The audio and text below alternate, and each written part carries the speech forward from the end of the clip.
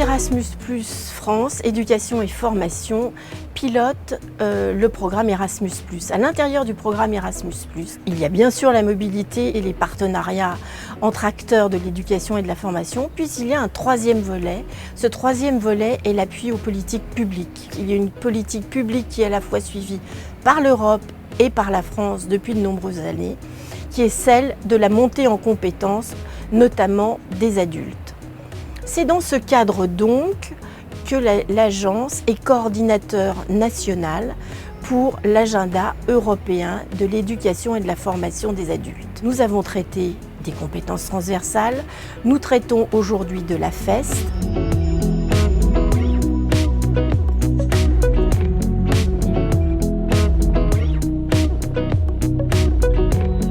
Une action de formation en situation de travail, c'est une action qui est organisée en fait dans l'entreprise, par l'entreprise, en s'appuyant en fait sur le travail comme matériau pédagogique. On a souvent fait le parallèle entre la formation sur le tas et la FEST. Ce que va apporter en fait la FEST aux entreprises, c'est un objectif de compétence, c'est un objectif professionnel, c'est un questionnement sur son organisation, ses process. C'est-à-dire que ça va permettre à l'entreprise en fait de se projeter sur son organisation et sur les compétences dont elle va avoir besoin demain. La démarche compétences transversales est une démarche qui a eu pour objectif de nommer, d'objectiver et de graduer les compétences transversales. La plus-value de cette démarche, ça a été de rendre visibles des compétences souvent sous-entendues.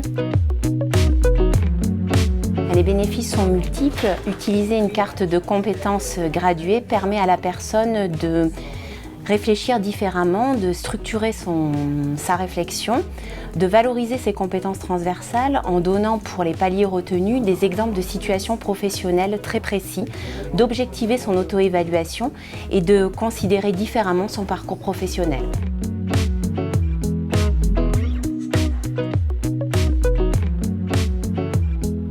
Ce guide AEFA est très pratique, facile à prendre en main.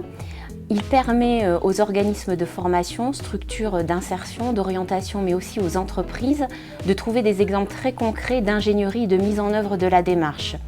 Le guide explique clairement comment former ses équipes et montre que le référentiel des 12 compétences est adaptable pour chaque structure en fonction de ses besoins et de ses objectifs.